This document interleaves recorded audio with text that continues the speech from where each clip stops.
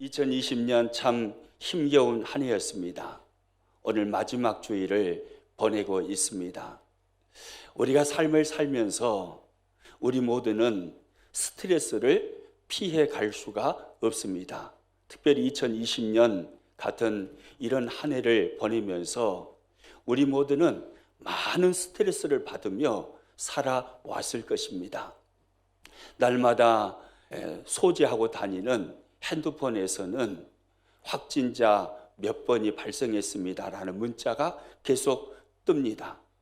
그리고 텔레비전 뉴스를 보면 오늘 확진자 수가 몇 명이고 사망자 수가 몇 명이라는 이 뉴스가 메인 화면을 채웁니다. 한 해 내내 코로나19로 인한 정부의 방역 지침, 이 방역 지침에 많은 삶의 제약을 받으면서 우리는 스트레스를 받으며 살아왔습니다.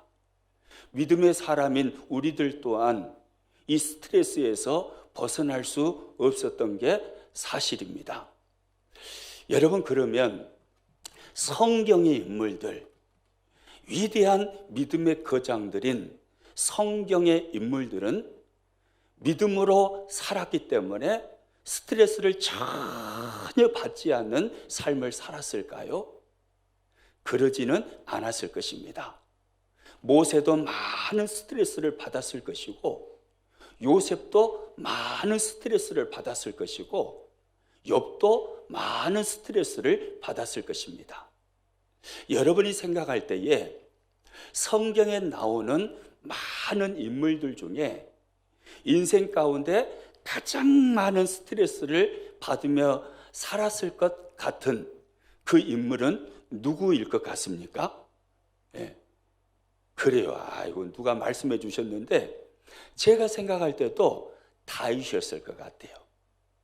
다윗은 참 많은 스트레스를 태어나는 순간부터 성인이 되어서 나이 많이 드신 어르신이 되었을 때까지 끊임없는 스트레스를 받으며 살았을 것 같아요. 여러분, 다윗의 일생을 여러분 잘 정리하고 계시잖아요. 다윗은 태어나면서부터 부모님께 버림받은 존재로 태어났습니다. 그리고 형제들에게 왕따 당하는 어린 시절을 보내었습니다. 그래서 보십시오. 사무엘 선지자가 다윗의 집에서, 아버지 이새의 집에서 왕 선발 대회를 하는데도 다윗은 가족 중에서 제외된 존재였습니다. 혼자서 밖에 쫓겨나서 양치기 했던 목동, 그 사람이 바로 어린 시절 다윗이잖아요. 얼마나 많은 스트레스를 받았겠어요. 그리고 성인이 되었습니다.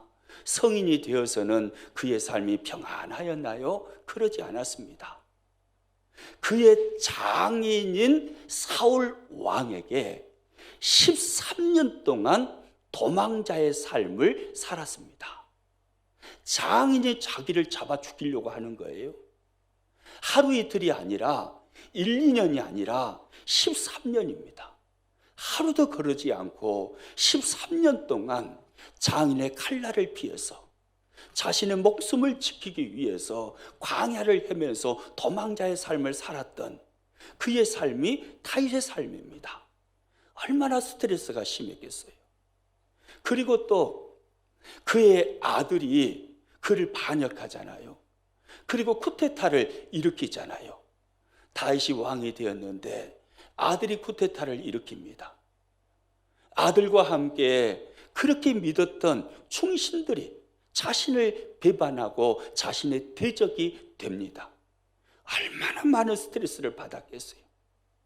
아들이 반역을 일으키고 왕의 자리만 빼앗았으면 그래도 나았을 것인데 그 아들이 아버지를 죽이겠다고 12,000의 군대를 일으켜서 아버지를 쫓아옵니다.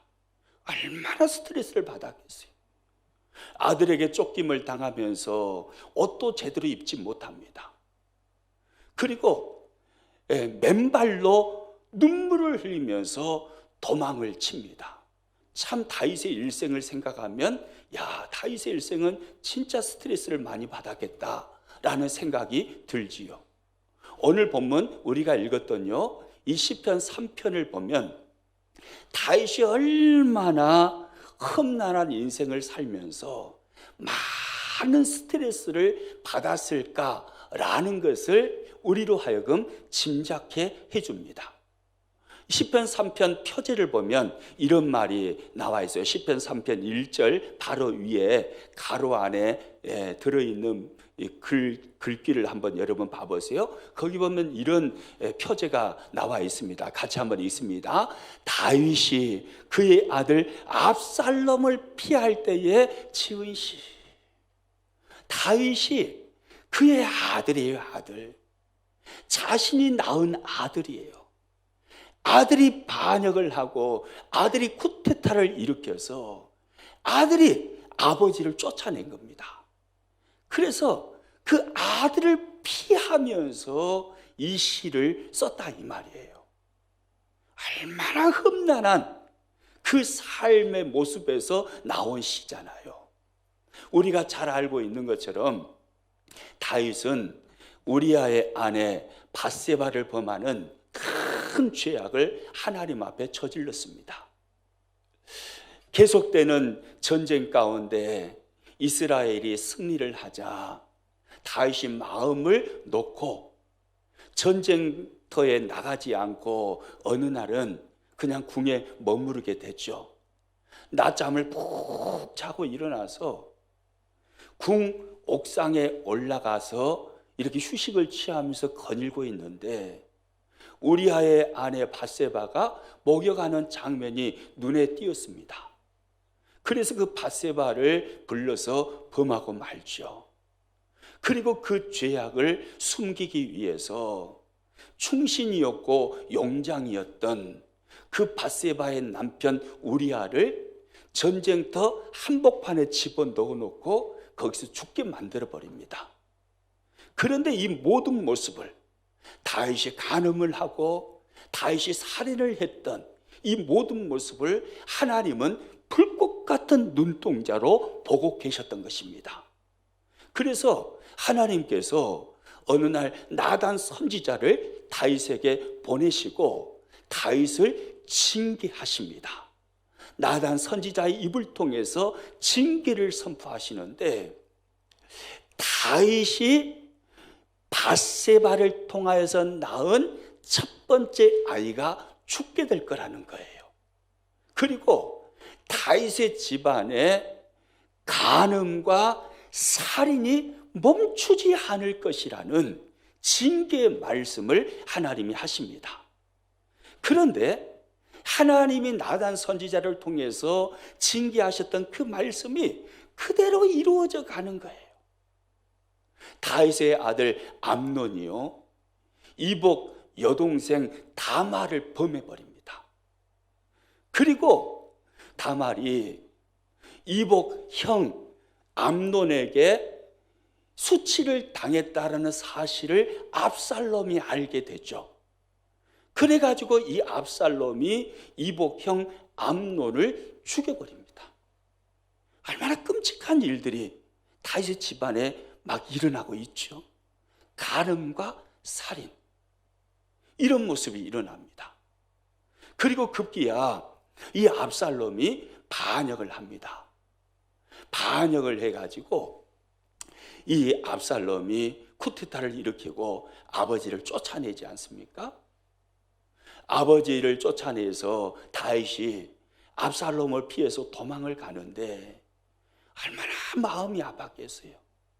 급하게 도망을 가면서요, 다윗은 옷을 입지도 못하고 맨발로 울면서 도망을 칩니다. 성경을 보면요, 다윗이 압살롬을 피하여서 궁에서 도망가는 장면이 나오는데 도망을 가면서 감람산으로 올라가는 다윗의 모습을 성경이 표현해 주고 있습니다.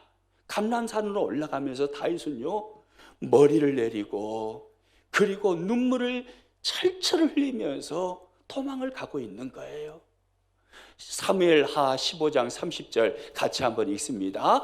다윗이 감람산 길로 올라갈 때에 그의 머리를 그가 가리고 맨발로 울며 가고 그와 함께하는 모든 백성들도 각각 자기의 머리를 가리고 울며 올라가니라. 머리를 가리고 맨발로 울며 감람산을 올라가는 거예요. 아들을 피해서 도망치는 아버지의 그 마음이 여러분 어떠했겠습니까? 큰 절망, 큰 좌절 그 자체 아니었겠습니까?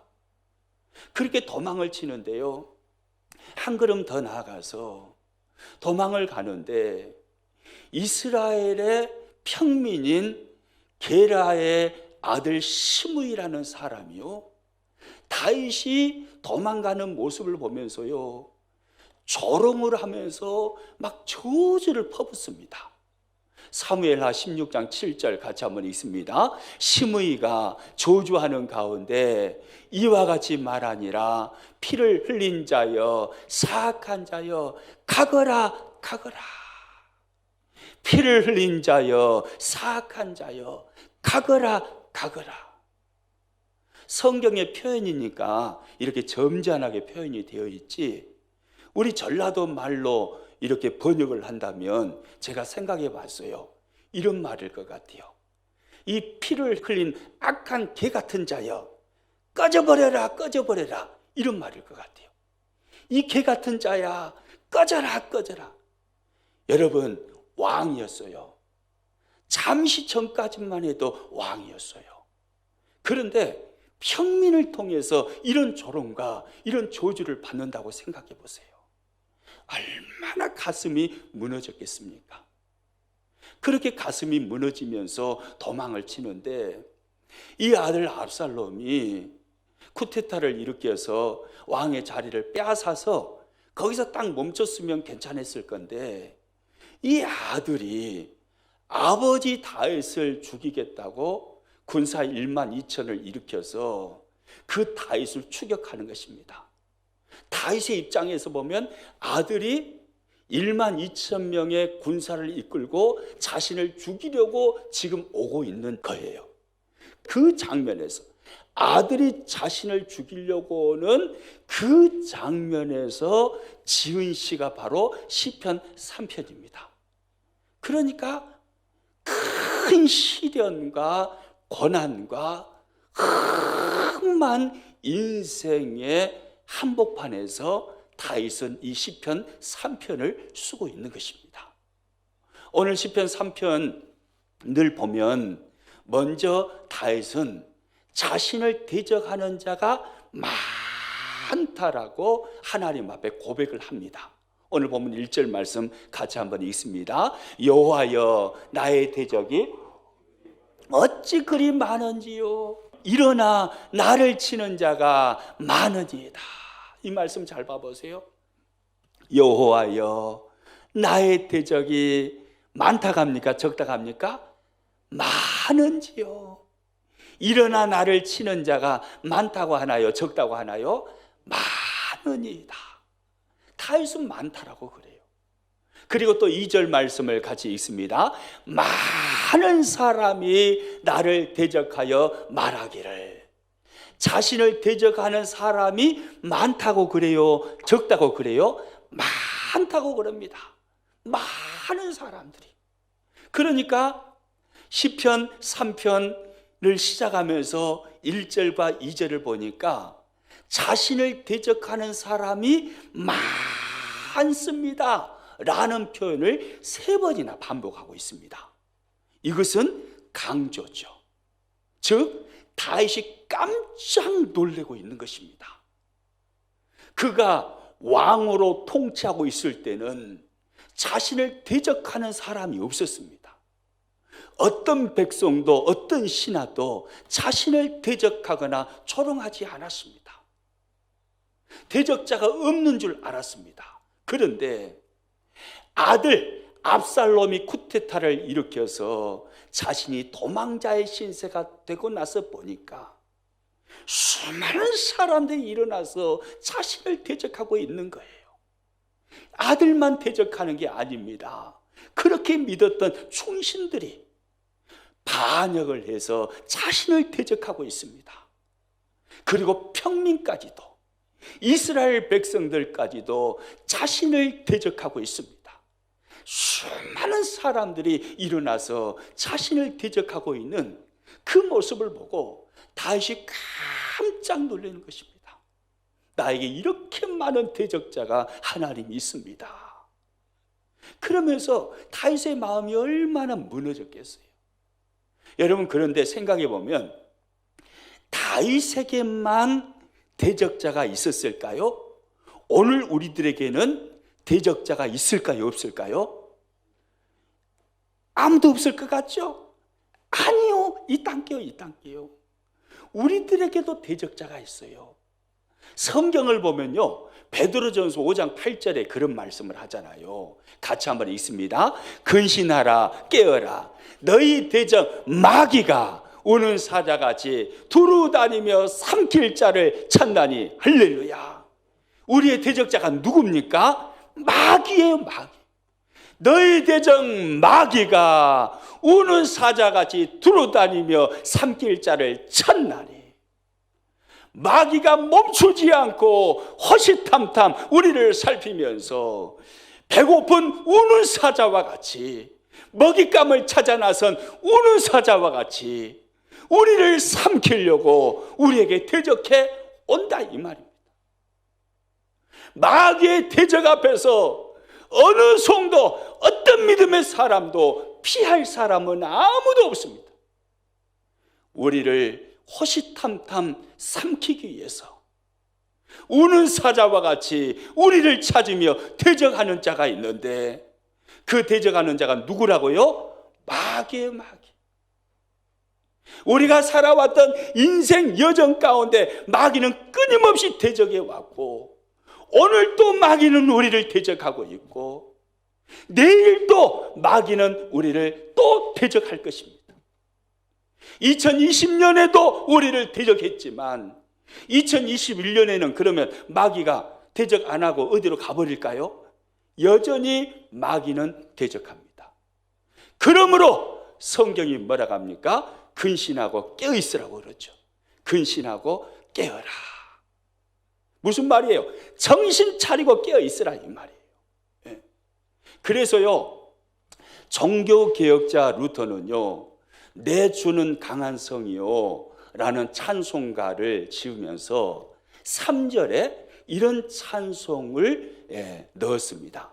이런 가사죠. 이 땅에 마귀 뭐 한다고요? 들끓어 우리를 뭐 하려고 해요? 삼키려 하나. 겁내지 말고 섞어라. 진리로 이기리로다. 이 땅에 마귀 들끓어 우리를 삼키려 하나. 겁내지 말고 섞어라. 진리로 이기리로다. 이 찬송 다 부르실 줄 아시죠? 우리 한번 불러봅니다. 시작. 이 땅에 마귀 들끓어 우리를 삼키려 하나. 겁내지 말고 섞어라. 진리로 이기리로다. 할렐루야. 이 땅에 마귀 들끓고 있는 거예요. 우리의 눈에는 보이지 않지만은 호시탐탐 우리의 약한 부분들을 찾아서 우리를 무너뜨리기 위해서 호시탐탐 길을 살피면서 우리를 대적하는 마귀가 있는 것입니다. 여러분, 오늘 성경에 보니까요, 다윗에게는요 아들이 대적을 했습니다. 충신들이 대적을 했습니다. 이스라엘 백성들이 그를 대적했습니다. 다윗의 마음이 얼마나 힘들었겠어요. 얼마나 많은 스트레스를 받았겠습니까? 그들이 대적하면서요 다윗을 향하여 조롱을 합니다. 그들이 하는 조롱소리를 한번 들어보십시오. 오늘 본문 2절입니다. 많은 사람이 나를 대적하여 말하기를 그는 하나님께 구원을 받지 못한다 하나이다. 다윗이 하나님께 고백하기를 자신이 대적하는 그 수많은 사람들이, 아들과 충신과 백성들이 대적하며 하는 말이 다윗을 조롱하며 다윗을 비웃으며 다윗을 저주하며 그렇게 하는 말이 무슨 말이라는 거예요? 그는 하나님께 구원을 받지 못한다 하나이다. 하나님께 다윗은 구원을 받지 못한다라고 사람들이 조롱하며 비웃는다 이 말이에요. 여러분, 이 말이 무슨 말입니까? 그는 하나님께 구원을 받지 못한다. 무슨 말이죠? 하나님이 버리셨다 이 말이에요. 다윗은 하나님이 버린 사람이다. 다윗, 그가 한때는 왕이었지만 지금은 하나님이 버렸어. 하나님이 다윗을 더 이상 사랑하지 않아. 하나님이 버린 사람이야. 다윗의 왕의 시대는 끝났어. 사람들이 이렇게 비웃고 조롱을 하는 것입니다. 여러분, 이런 조롱을 받았을 때 다윗의 마음이 얼마나 힘들었겠어요. 여러분, 경험을 우리 모두는 해보아서 알지만 진짜 우리의 삶을 힘들게 하고 진짜 큰 스트레스를 받게 하는 게 뭔가 같아요? 가난이라는 경제적인 어려움, 질병이라는 고통, 그것보다 더 큰 스트레스를 주고 더 큰 고통 가운데 빠뜨리는 것이 있습니다. 그게 바로 사람들의 조롱이죠. 비웃음이죠. 저주하고 조롱하고 비웃을 때, 그 조롱을 받을 때 그처럼 마음이 힘든 게 사실 없잖아요. 그게 가장 힘든 것 같아요.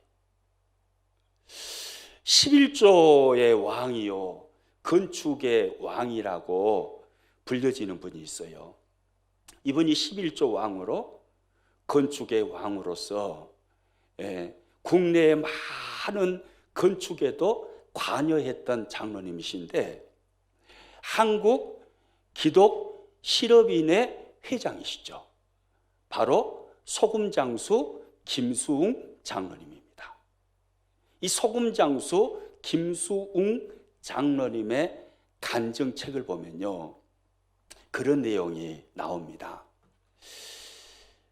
아들이 중학교에 입학했는데 류마티스성 다발성 관절염을 앓게 됩니다. 어느 날 갑자기 류마티스성 다발성 관절염을 앓게 되면서 아들이 걷지를 못해요. 그래서 안진뱅이가 하루아침에 돼버립니다. 부모의 마음이 얼마나 억장이 무너지겠어요. 아들이 하루아침에 안진뱅이가 된 거예요. 그래서 엄마, 그러니까 장로님의 아내 되시는 분이 이 아들을 업고 학교를 갑니다. 그리고 어머니가 이렇게 그 학교에 머물면서 아들을 살피다가 아들이 화장실 가고 싶다라는 사인을 하면 얼른 엄마가 교실로 가셔갖고 아들을 업고 또 화장실로 데리고 갑니다. 그리고 급식 시간이 되면 또 아들을 업고 급식을 먹습니다. 그리고 이제 학교가 다 끝나면 아들을 업고 학교를 옵니다.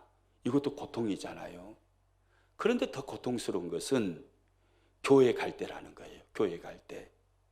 차를 타고 아들을 태우고 이제 아내와 함께 이 장로님이 교회를 갔는데 교회 마당에 주차를 합니다. 예배당까지 이제 가야 되잖아요.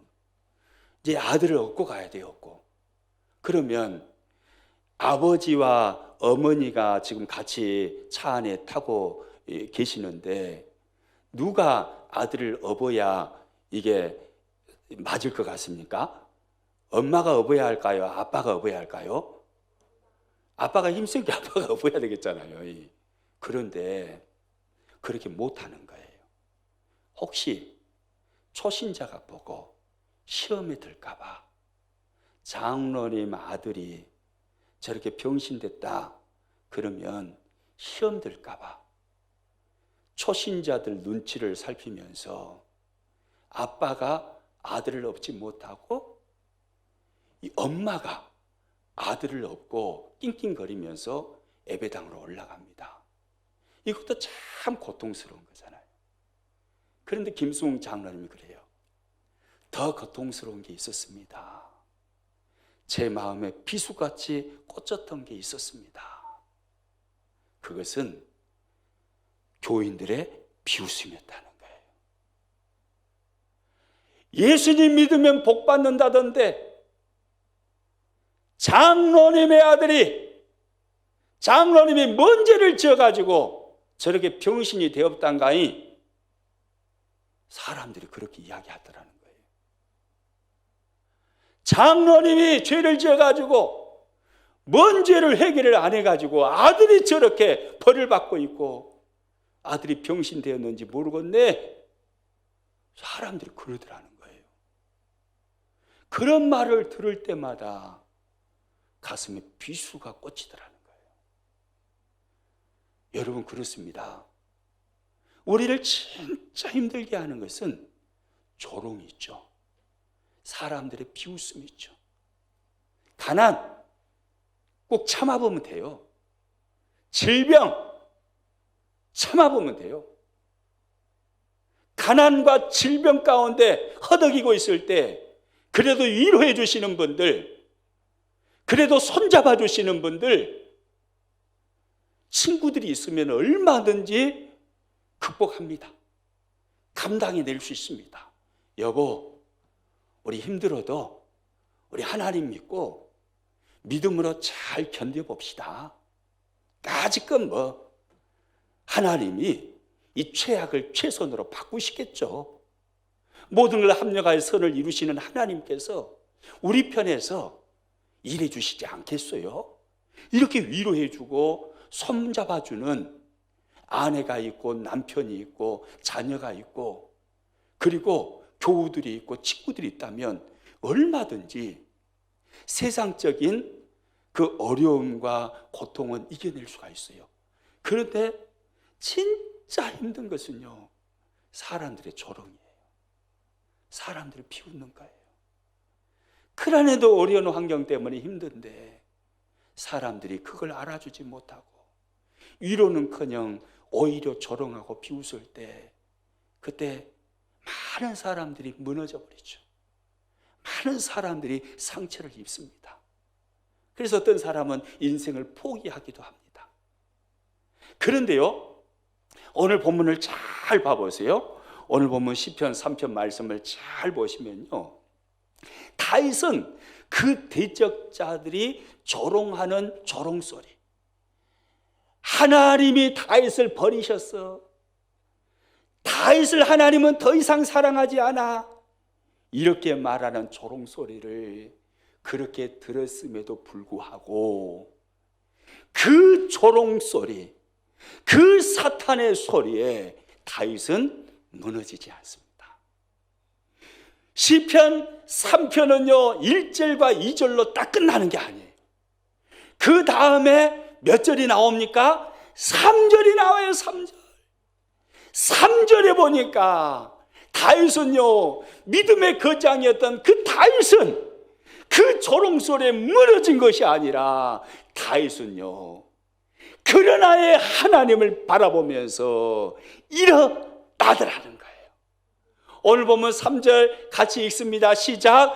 여호와여, 주는 나의 방패시오, 나의 영광이시오, 나의 머리를 드시는 자이십니다. 할렐루야. 수많은 대적자가 있습니다. 그리고 대적자 입에서 나오는 수많은 조롱소리가 들려옵니다. 그런데 다윗은요, 그 조롱 앞에 무너지지 않습니다. 사람들의 비웃음과 사람들의 저주 앞에 무너지지 않습니다. 다윗은 그러나의 하나님을 바라보는 거예요. 여호와여, 주는 나의 방패시오, 나의 영광이시오, 나의 머리를 드시는 자이십니다. 우리 한글 개역 개정판 성경에는요, 3절 앞에 그러나라는 이 접속사가 없잖아요. 그런데 히브리어 언어와 영어 성경을 살펴보면 그러나라는 접속사가 앞에 나옵니다. 한글 개역 성경에 한글로 번역하는 중에 이게 빠져버린 거예요. 그래서 NIV 영어 성경만 봐도요, 오늘 보면 3장 3절 시작하는 부분을 이렇게 시작을 합니다. But you are a shield around me. 그러나라는 but이라는 단어가 나옵니까? 안 나옵니까? 나오잖아요. 나와요. 그러나 여호와여 주는 사방에서 나를 둘러 지키시는 방패신이다. 이렇게 다윗이 고백하고 있는 거예요. 다윗은 그러나의 하나님을 의지하고 바라보고 있는 것이죠. 다윗이 믿는 하나님은 그러나의 하나님이셨던 거예요. 할렐루야. 수많은 사람이 다윗을 대적합니다. 얼마 전까지만 해도 친구였어요. 얼마 전까지만 해도 충신이었어요. 얼마 전까지만 해도 자신을 잘 따르던 백성이었어요. 얼마 전까지만 해도 자신이 사랑했던 아들이었어요. 그런데 그 수많은 사람들이 자신을 대적합니다. 그리고 그들이 자신을 조롱합니다. 그러나 다윗은 그 대적자들 앞에서, 그 조롱소리 앞에서 무너진 게 아니라, 거기서 인생을 포기한 게 아니라 그러나의 하나님을 믿은 겁니다. 내가 수많은 대적자들에게 둘러싸여 있고 수많은 조롱소리를 듣고 있지만, 그러나 여호와여, 그러나 나의 하나님이여, 나의 하나님은 나의 방패시요 나의 영광이시요 나의 머리를 드시는 분이심을 내가 믿습니다 라고 다윗이 고백을 하고 있는 것입니다. 할렐루야. 여러분, 다윗의 이 고백이 오늘 저와 여러분의 고백이 될 수 있기를 축복합니다. 세상이 우리를 대적합니까?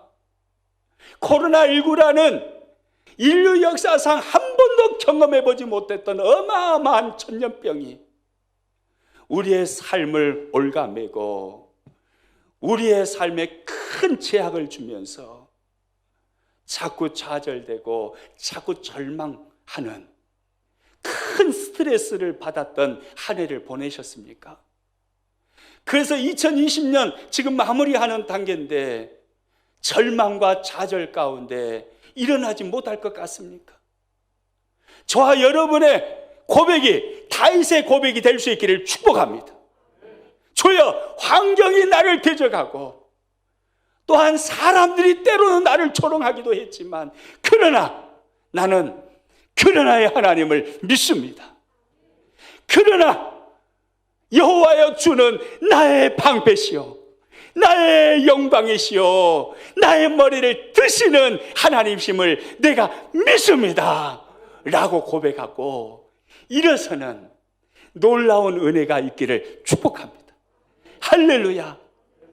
여러분, 사탄의 말에는요 다시라는 말이 없대요. 다시. 그래서 사탄이, 마귀가 우리 믿음의 사람들의 귀에 자꾸 속삭이는 것은 너는 끝났다. 네 인생 끝났어.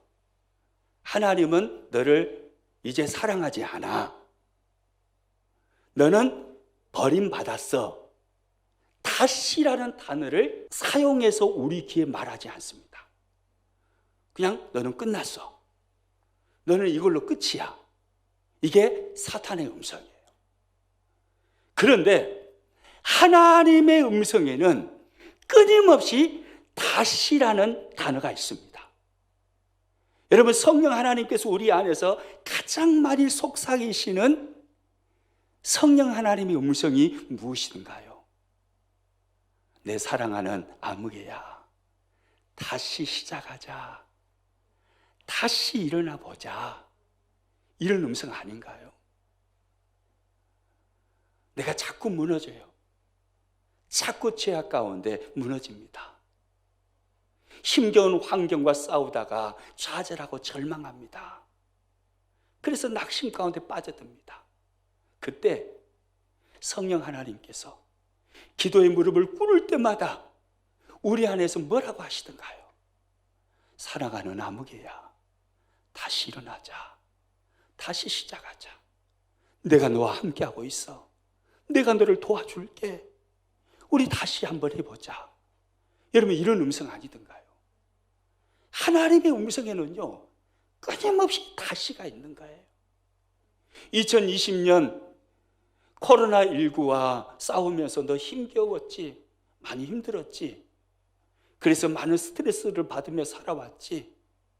그래서 너 절망도 했고 좌절도 했고 실망도 했었지?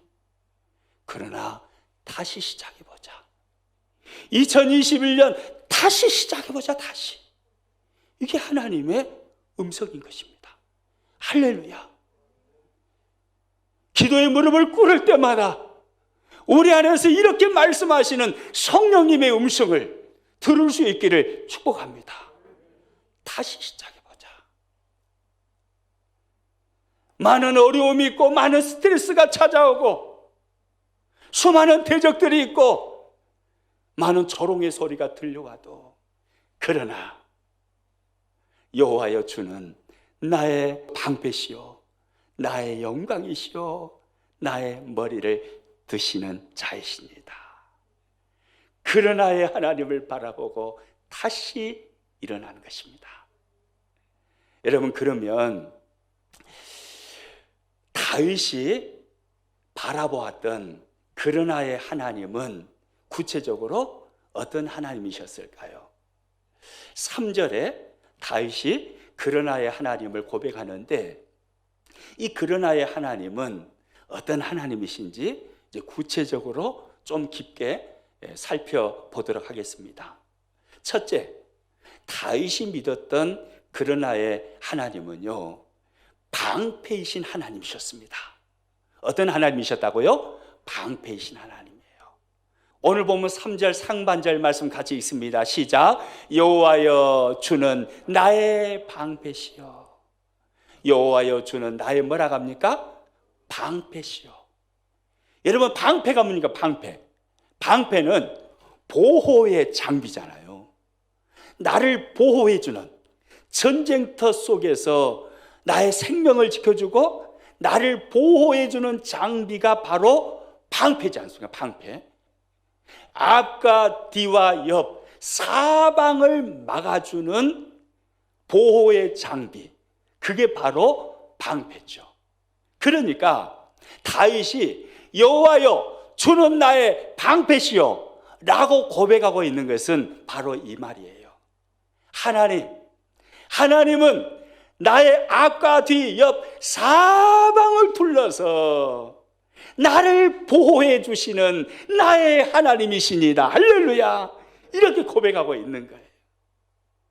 하나님께서 다윗의 영원한 보호자가 되심을 다윗이 믿고 고백하고 있는 거죠.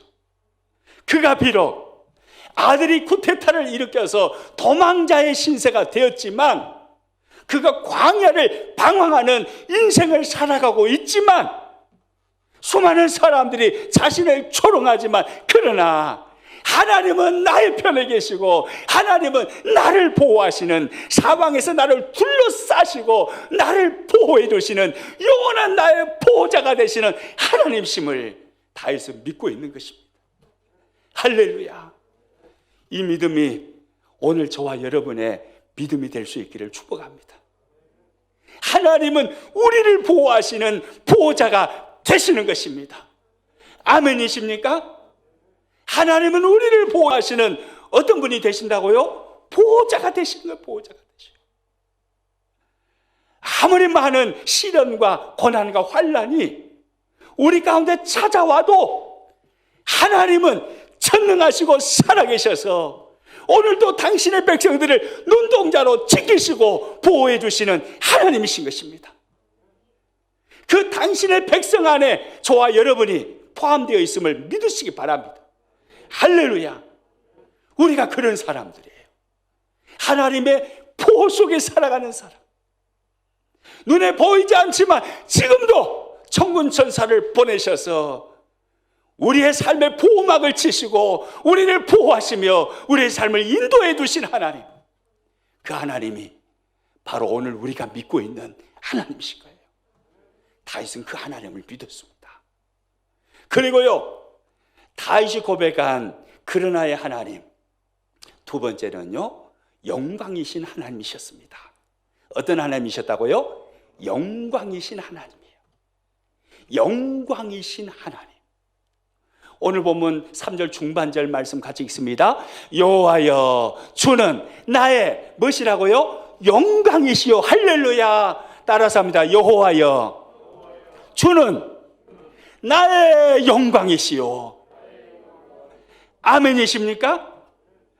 여호와여 주는 나의 영광이시요. 무슨 말입니까? 하나님은 나를 보호하시는 보호자만 되시는 분이 아니라 내 인생을 영화롭게 하시는 분이시라, 이 말이에요.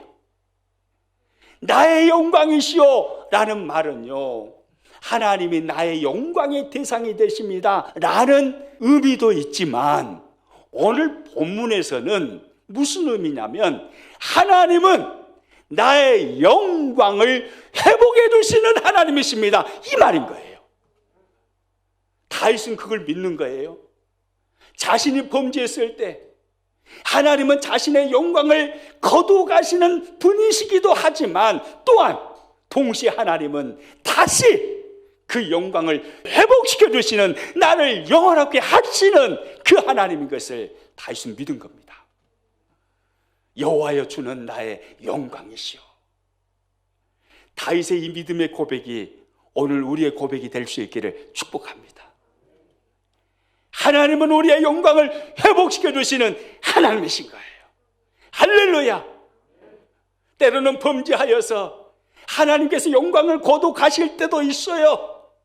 행한 대로 거두시는 공의 하나님께서 하나님의 백성들이 범죄하고 악을 행할 때 눈을 감으시는 분이 아니에요. 하나님은 행한 대로 거두시는 공의의 하나님이시기 때문에 반드시 징계를 하십니다. 영광을 거두 가신다, 이 말이에요. 그러나 그것으로 끝내지 아니하십니다. 영광을 거두 가시고 우리가 회개하고 하나님 앞에 무릎을 꿇고 하나님 앞에 통해 잡아가게 될 때에 하나님은 다시 영광을 회복해 주시는 우리의 영광이 되시는 것입니다. 아멘이십니까? 따라서 합니다. 여호와여 주는 나의 영광이시오. 할렐루야. 저는 오늘 우리가 살고 있는 이 시대의 교회를 향하여서 하나님께서 이렇게 일하시기를 간절히 소망합니다. 여호와여 주는 교회의 영광이시오. 할렐루야. 여호와여 주는 교회의 영광이시오. 여호와여 주는 평안교회의 영광이시오. 여호와여 주는 한국교회의 영광이시오. 영광을 회복시켜 주시는 하나님. 오늘날 얼마나 많은 세상 사람들로부터 교회가 욕을 먹습니까? 그러나 이것으로 끝나지 않는 거예요. 하나님은 하나님의 백성들이 죄악을 회개하고 다시 돌이킬 때 하나님은 영광을 회복시켜 주시는 하나님이신 거예요. 저는 코로나19를 통해서요, 한국교회가 스스로를 보게 하시고 그리고 하나님 앞에 경건을 회복하게 하시고 반드시 영광을 회복시켜 주실 줄로 믿습니다. 여호와여 주는 교회의 영광이시오. 하나님은 영광을 회복시켜 주시는 하나님이신 거예요. 할렐루야. 그리고요 또요, 다윗이 믿었던 그러나의 하나님, 그 그러나의 하나님은요 어떤 하나님이셨냐면 3번 우리 화면 보고 같이 읽습니다. 시작. 머리를 드시는 하나님이십니다. 다윗은 그렇게 고백합니다. 머리를 드시는 하나님이십니다. 오늘 보면 3절 후반절 말씀 같이 읽습니다. 여호와여 주는 나의 머리를 드시는 자이시니이다. 할렐루야. 나의 머리를 드시는 자이시니이다. 여러분 한번 생각해 보세요. 다윗이 지금 만난 상황이 어떤 상황인지 짐작이 가시잖아요. 아들이 다른 사람도 아니고 아들이 아버지를 배신했습니다. 아들이 아버지를 왕자리에서 쫓아내버렸어요. 아들이 쿠데타를 일으켰어요. 그리고 아들이, 자기가 낳은 그 아들이 1만 2천의 군대를 이끌고 자기를 죽이려고 지금 쫓아오고 있어요. 그럼 이 상황이 이렇습니다. 그럼 이 상황 속에서 다윗이 고개를 숙일 수밖에 없을까요? 아니면 고개를 그래도 들게 될까요? 숙일 수밖에 없잖아요. 고개를 들 수 있는 상황이 아니에요. 부끄러워서라도 고개를 들 수가 없습니다. 자식이 자기를 죽이려고 하는데 어떤 아버지가 그 상황에서 부끄러움을 느끼지 않을 아버지가 어디가 있어요? 고개가 푹 숙여지는 상황입니다. 자신감이 없어요. 가슴이 무너지는 겁니다. 고개가 숙여집니다. 그런데 다윗은요, 그 고개가 숙여지는 상황이지만, 그러나 다윗은 그러나의 하나님을 믿어요. 어떤 하나님이에요? 나의 머리를 드시는 자이시니이다. 숙여져 있는 자기의 고개를 다시 들어 올리시는 하나님이시라 이 말이에요. 암담한 현실이에요. 답이 보이지 않아요. 부끄러워서 고개를 들 수가 없어요. 인생의 미래가 깜깜합니다. 그래서 머리를 숙였습니다. 그런데 그가 믿는 하나님은 다시 머리를 들게 만드신 하나님, 그 하나님을 다윗은 믿은 겁니다. 무슨 말입니까? 지금은 내가 수많은 대적에게 둘러싸여 있고 아들까지도 나의 대적자가 되어 있고 수많은 대적자의 조롱소리를 듣고 있지만, 그러나 하나님께서 숙여져 있는 자신의 머리를 들게 하시는 그날을 반드시 주신다 이 말이에요. 광야로 쫓겨나서 힘겨운 어두컴컴한 삶을 살아야 되겠지만, 그러나 하나님께서 언젠가 다시 그에게 은혜를 베푸셔서 다시 왕의 자리를 회복시켜 주시고 예루살렘으로 돌아오게 하시고 왕궁에 들어가게 하셔서 다시 머리를 들게 하시는 하나님이심을 다윗은 믿은 것입니다. 할렐루야. 여러분, 이 믿음이 우리에게 있기를 원합니다. 이 믿음. 나의 머리를 드시는 자이십니다. 할렐루야. 나의 머리를. 2020년을 살면서 우리 모두는 머리를 숙일 수밖에 없는 그런 상황을 만났습니다. 수많은 스트레스 때문에 감당하기 어려운 그런 환경 속에서 고개가 절로 숙여집니다. 그러나 그걸로 끝나는 게 아니에요. 그러나의 하나님이 우리에게 계시는 것입니다. 할렐루야. 다시 회복시켜서 우리의 머리를 들게 만드신 하나님, 할렐루야. 2021년에 하나님은 그렇게 일하실 줄로 믿으시기 바랍니다. 따라서 합니다. 그러나 여호와여, 주는 나의 방패시요 나의 영광이시요 나의 머리를 드시는 자이시니이다. 아멘입니까? 이 그러나의 하나님, 다윗이 바라봤던 그러나의 하나님, 오늘 2020년 12월 27일 마지막 주일 예배를 우리가 가장 암담한 환경인 영상을 통해서 예배하고 있지만, 그러나 이 상황 속에서도 다윗이 바라봤던 그러나의 하나님을 바라볼 수 있기를 축복합니다. 그러나 여호와여, 주는 나의 방패이시오, 나의 영광이시오, 나의 머리를 드시는 자이십니다. 이 고백을 하나님께 올려드리는 멋진 하나님의 백성들 되시기를 축복합니다. 그리고 내년에 그렇게 일하시는 하나님을 보시고 누리시기를 주님의 이름으로 축복합니다.